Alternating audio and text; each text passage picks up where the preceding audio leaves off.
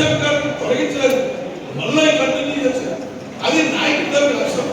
అదే ఈ సైకో వచ్చిందంట ఫీజు రియంబర్స్మెంట్ తీసి ఏంటంటే దొడ్డుదారి జనాలు పోటీ చేయడం, పిల్లలకి మంచి అవకాశం, విద్యా వ్యవస్థలో మంచి అవకాశం క్రియేట్ చేసే రోజు రాజశేఖర తదనంతరం చంద్రబాబు కూడా బాధ్యత తీసుకొని ఇంజనీరింగ్ కాలేజీ తీసుకొచ్చి మెడికల్ కాలేజీ తీసుకొచ్చి చేస్తే ఈరోజు సర్వనాశనం చేసే విద్యా వ్యవస్థ.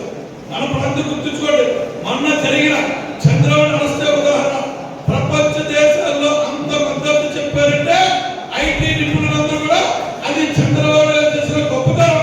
ఈ రోజు ఎప్పుడో ఏ నాయకుడు కూడా అంత మద్దతు ఇవ్వలేదు, ఒక విజన్ వ్యక్తి చంద్రబాబు. అలాగే మీరందరూ గమనించారా మన ప్రాంతంలోనే ఈరోజు. For interesting more news updates, please subscribe to Eyewitness Telugu YouTube channel and please click on the bell icon.